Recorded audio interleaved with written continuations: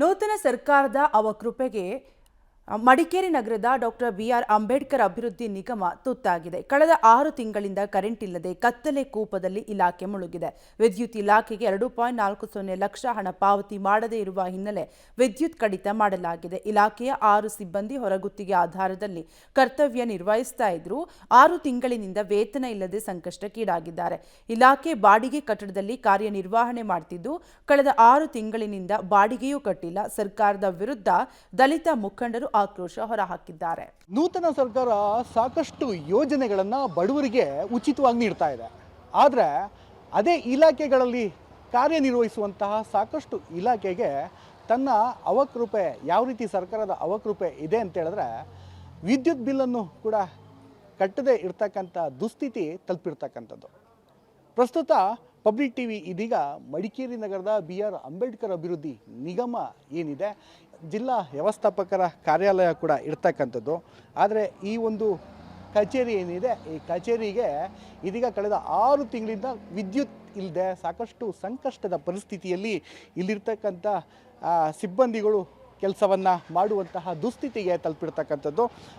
Office ಯಾವ ರೀತಿ ಇದೆ, ಕಚೇರಿ ಒಳಾಂಗಣ ಯಾವ ರೀತಿ ಇದೆ ಅನ್ನೋದನ್ನ ಪಬ್ಲಿಕ್ ಟಿವಿಲಿ ತೋರಿಸುವಂಥ ಪ್ರಯತ್ನ ಕೂಡ ಮಾಡ್ತೇನೆ, ಬನ್ನಿ.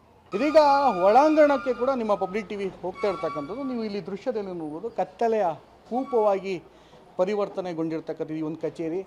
ಕಳೆದ 6 ತಿಂಗಳಿಂದ ವಿದ್ಯುತ್ ಕೂಡ ಇಲ್ಲ, ಸಿಬ್ಬಂದಿಗಳು ಕೂಡ ಈ ಒಂದು ಕತ್ತಲೆಯ ಕೂಪದಲ್ಲೇ ಕೆಲಸವನ್ನು ಮಾಡುವಂತಹ ಪರಿಸ್ಥಿತಿ ಕೂಡ ನಿರ್ಮಾಣವಾಗಿದೆ. ಸುಮಾರು 2,40,000 ಹಣವನ್ನು ಕೂಡ ಪಾವತಿಯನ್ನು ಮಾಡಿಲ್ಲ. ಹೀಗಾಗಿ ಕೆಲವೊಂದಷ್ಟು ಜನ ಏನು ಹಿಂದುಳಿದ ವರ್ಗದ ಜನರನ್ನು ಅಭಿವೃದ್ಧಿಪಡಿಸಬೇಕು ಅಂತ ಇರ್ತಕ್ಕಂಥ ಇಲಾಖೆಯಲ್ಲೇ ಈ ಇಲಾಖೆನೇ ಸಾಕಷ್ಟು ಹಿಂದುಳಿದಿದೆ. ಹೀಗಾಗಿ ಒಂದಷ್ಟು ಸಾರ್ವಜನಿಕರು ಯಾರಾದರೂ ಬಂದರೆ ಈ ಇಲಾಖೆಗೆ ಹಿಡಿಶಾಪವನ್ನು ಹಾಕಿಕೊಂಡು ಕೂಡ ಹೋಗ್ತಾರೆ. ಅಷ್ಟೇ ಅಲ್ಲದೆ ಇಲ್ಲಿರ್ತಕ್ಕಂಥ ಸಿಬ್ಬಂದಿ ವರ್ಗದವ್ರು ಏನಿದೆ, ಹೊರಗುತ್ತಿಗೆ ಆಧಾರದ ಮೇಲೆ ಕೆಲಸ ಮಾಡುವಂಥ ಸುಮಾರು 6 ಜನ ಸಿಬ್ಬಂದಿಗಳಿದ್ದಾರೆ. ಅವರಿಗೆ 6 ತಿಂಗಳಿಂದ ಸಂಬಳ ಕೂಡ ಆಗಿಲ್ಲ. ಹೀಗಾಗಿ ಇವರು ಕೂಡ ಸಂಕಷ್ಟದಲ್ಲೇ ಇಂದಿನ ಜೀವನವನ್ನು ಕೂಡ ಕಳೀತಾ ಇದ್ದಾರೆ. ಇವತ್ತು ಸಂಬಳ ಆಗ್ಬೋದು, ನಾಳೆ ಸಂಬಳ ಆಗ್ಬೋದು ಅಂತ. ಆದರೆ ಗ್ಯಾರಂಟಿ ಎಫೆಕ್ಟ್ ಯಾವ ರೀತಿ ಸರ್ಕಾರಿ ಕಚೇರಿ ಮೇಲೆ ತಟ್ಟಿದೆ ಅಂತ ಹೇಳಿದ್ರೆ ಸಾಕಷ್ಟು ಪರಿಣಾಮ ಕೂಡ ಹಲವಾರು ಕಡೆ ಬೀಳ್ತಾ ಇರ್ತಕ್ಕಂಥದ್ದು.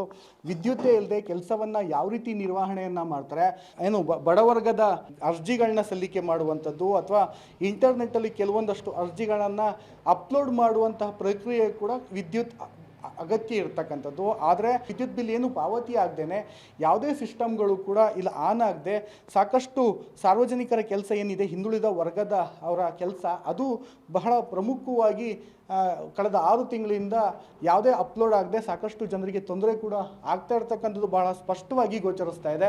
ಇದಕ್ಕೆ ಸಂಬಂಧಪಟ್ಟಂಗೆ ಇಲ್ಲಿನ ವ್ಯವಸ್ಥಾಪಕರನ್ನು ವಿಚಾರಿಸಲಿಕ್ಕೆ ಅಂತಲೇ ಪಬ್ಲಿಕ್ ಟಿವಿ ಬಂದಂತಹ ಸಂದರ್ಭದಲ್ಲಿ ಕರೆಂಟ್ ಇಲ್ಲ ಅನ್ನೋ ಉದ್ದೇಶಕ್ಕೋಸ್ಕರ ಈ ಒಂದು ಸಂಬಂಧವಾಗಿಯೇ ಇವತ್ತು ಬೆಂಗಳೂರಿನ ವಿಧಾನಸೌಧಕ್ಕೆ ಹೋಗಿ ಕಚೇರಿಯ ಸಮಸ್ಯೆಗಳನ್ನು ಏನಿದೆ ಅದನ್ನು ಸಂಬಂಧಪಟ್ಟ ಅಧಿಕಾರಿಗಳ ಜೊತೆ ಚರ್ಚೆ ಮಾಡಲಿಕ್ಕೆ ಕೂಡ ಇಲ್ಲಿರ್ತಕ್ಕಂಥ ವ್ಯವಸ್ಥಾಪಕರು ಹೋಗಿದ್ದಾರೆ ಅನ್ನೋ.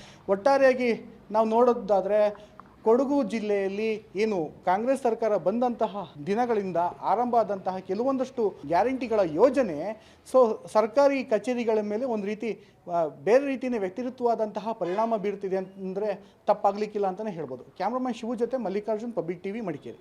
ಸರ್, ಜೂನ್ 24ರಿಂದ ಈಚೆ ಏನಾಗಿದೆ ಅಂತಂದರೆ ಒಂದು ಕೇಂದ್ರ ಕಚೇರಿಯಿಂದ ಎಲ್ಲ ಬಿಲ್ಗಳು A2 ಇಂದ ಬಿಲ್ ಪಾಸ್ ಮಾಡಬೇಕು ಅಂತ ಅಂದ್ಬಿಟ್ಟು ಎಲ್ಲ ಅಲ್ಲಿಗೆ ಕಳಿಸ್ಕೊಟ್ಟಿದ್ದೀವಿ ಸರ್. ಅಲ್ಲೇನು ತಾಂತ್ರಿಕ ಕಾರಣದಿಂದಾಗಿ ಸ್ವಲ್ಪ ವಿಳಂಬ ಆಗದೆ ಅಂತ ವಿಷಯ ತಿಳಿತಾ ಇದೆ ಸರ್.